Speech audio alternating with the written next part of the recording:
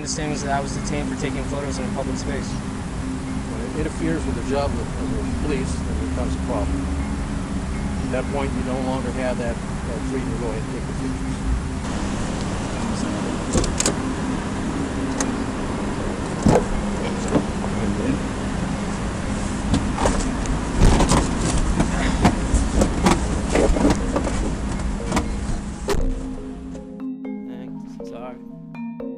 Sean Nee is an award-winning photographer who's been published by National Public Radio, Fate magazine, and the Los Angeles Times. I guess you could sort of lump my photography into street photography and documentary photography. And I live in Hollywood, so I tend to focus on my community where I live. On June 2nd, 2013, Nee was detained by Los Angeles Police Department officers in Hollywood, California.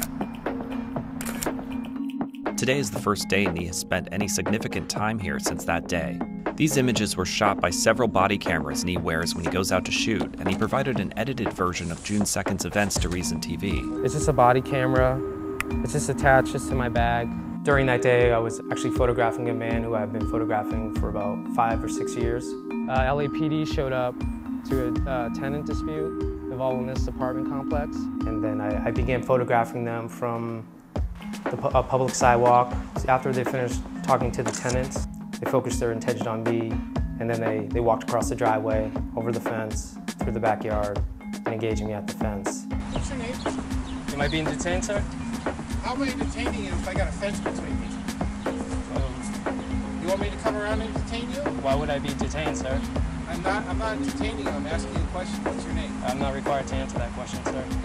We showed the video to Andy Neiman, the officer in charge of the LAPD's media relations section. Certainly, we do not prevent people from taking photographs when they are in areas that they have a lawful right to be, which is public space. But Neiman offered this caveat. If their physical proximity to the investigating officers becomes interfering, where an officer has to stop what they're doing to admonish that individual that they're too close, or could you stand back because they are distracting from the officer's business, then that's where it becomes an issue. But Nee showed us where he was standing and the fence he stayed behind. I'm basing this distance like on a baseball field, and to me, that's like this sidewalk to over there is probably the distance from home to first base, which is probably about 90 feet.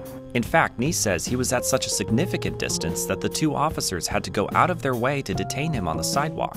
You could see how far they had to walk from way down here to their patrol unit, and then they drove all the way around the block to the other side to where I was taking the pictures from.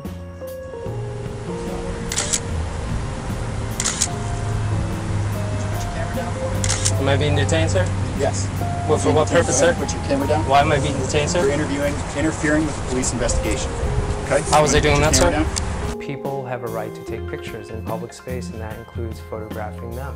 And when they don't, that creates a problem. It curbs behavior. It curbs, First Amendment rights. It even, it limits the press. It restricts transparency. I just think it comes down to people have the right to know what goes on in their communities and in public. The officers took all of Nee's cameras, but didn't find this one until arriving at the Hollywood Community Police Station. Well, we came down the station and looking for the interfering. Okay. Yeah, somebody wants to play, we can play that way too. We're just trying to resolve this so you can go on your way, but if you don't want to talk to the supervisor, that creates a problem. So, it's unfortunate.